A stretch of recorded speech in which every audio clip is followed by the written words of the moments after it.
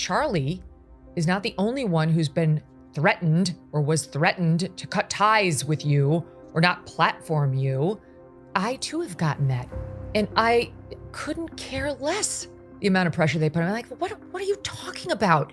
Yeah. This is madness. Why would you want to silence such a powerful, important voice just because you disagree with them on one subject, one on which we've all watched you sincerely evolve as you grapple with principles you've been espousing for years, like America First, like what's happening to Christians, like what's best for us and our kids here.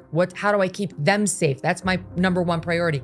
And I've been just absolutely disgusted and recoiled from people who have tried to pressure me on it. It, of course, never happened.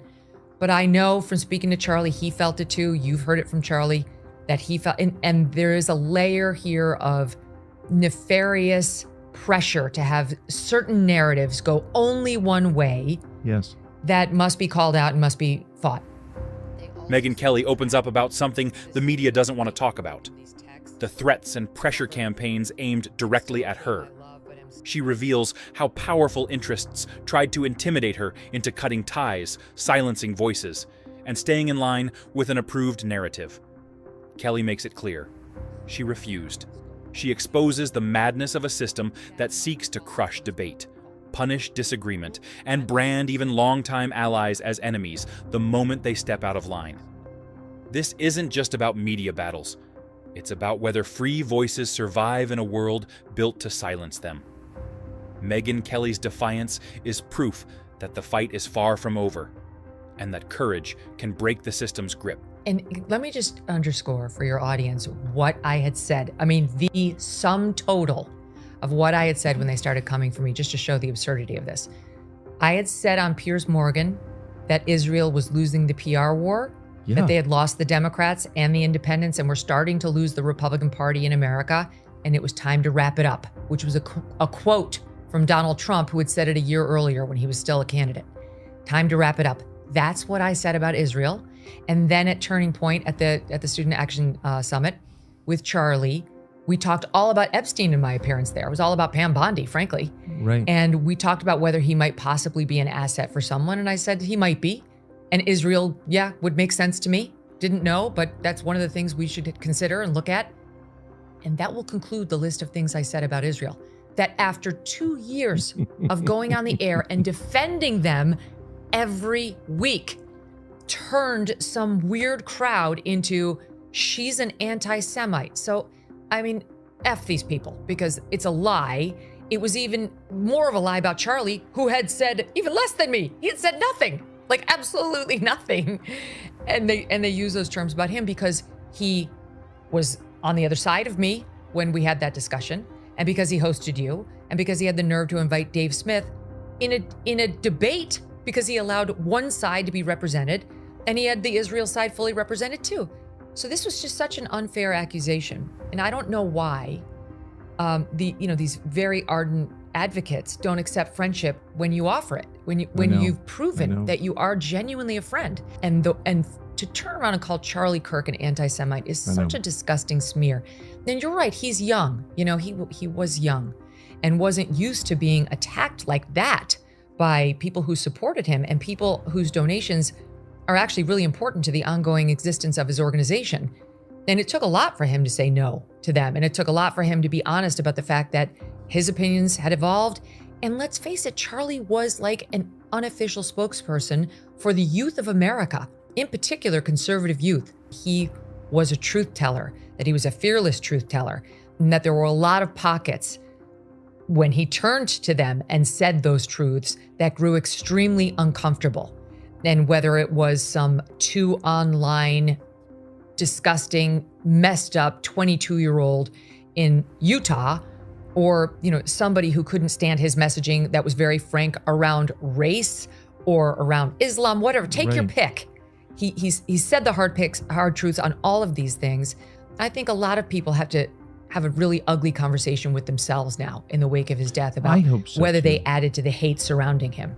I've been asking myself this question a lot over the past week. Let's take the accused shooter in this case. Yes. And let's say, okay, this was He was motivated exactly as the authorities say. And he thought Charlie was, quote, too hateful. And this is a guy who's into furries and he's into trannies and he's living with one and, all the things. Why would Charlie have been targeted by this guy for that? Why would it be Charlie? You say all the same things. I say all the same things. Most of the people in our space and in conservative or independent media say those things. Why? Why Charlie? And sadly, I think it's this factor. It's this magnetism from him, this positivity, this aura, like that, this angel-like aura around him that was so incredibly threatening, way more threatening than the rest of us, because it was powerful and it was winning people over. It was converting people at a rapid rate, and not just any people, but young people. The people who had never been converted before, the people for whom people who talk like you and talk like me had never even tried. They weren't even players on the field. They were seeded in the whole battle. And he said, no, we're not seeding them. I'm going to start at 18 to speaking to them in a way that they can hear and understand me. And I'm going to practice it. For the past 13 years, he practiced. He went out campus after campus. And in the beginning, he wasn't as good as he was in the end. He was good, but he wasn't as good. And so it was a skill he developed over time that made him more and more threatening, more and more effective. And you look at the numbers just in the presidential election. It's not an overstatement to say that Donald Trump has Charlie to thank for his election in November 2024, swinging the youth vote by 9 points. Yeah. We've never seen anything like it in the past 100 years. You don't swing the youth vote toward a Republican. Nothing in modern presidential politics. So he was a really integral, hugely important player, even though he was so understated and projected zero ego. So you didn't see him like that. He didn't have sort of the swagger of that in most of his public appearances. He was quick to subjugate himself to whomever he was talking to. But he was way more important than he ever let on. And I think that's why he was perceived as such a threat. That's why him saying the things others would say carried an extra layer of threat, yet both to this shooter and to Charlie's many detractors. And I just want to add as a period to this, as a footnote, I guess, to this, Tucker, you have a lot of it too. And it is the reason why Charlie is not the only one who's been threatened or was threatened to cut ties with you or not platform you. I too have gotten that. And I couldn't care less the amount of pressure they put on me. Like, what are you talking about? Yeah. This is madness. Why would you want to silence such a powerful, important voice just because you disagree with them on one subject, one on which we've all watched you sincerely evolve as you grapple with principles you've been espousing for years, like America First, like what's happening to Christians, like what's best for us and our kids here? How do I keep them safe? That's my number one priority. And I've been just absolutely disgusted and recoiled from people who have tried to pressure me on it. It, of course, never happened.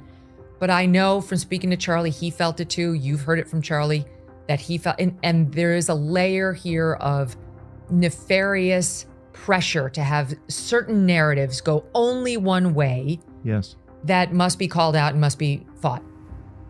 If you enjoyed today's video, don't forget to give it a thumbs up and share your thoughts in the comments below. Make sure to subscribe and click the notification bell so you never miss out on our latest content.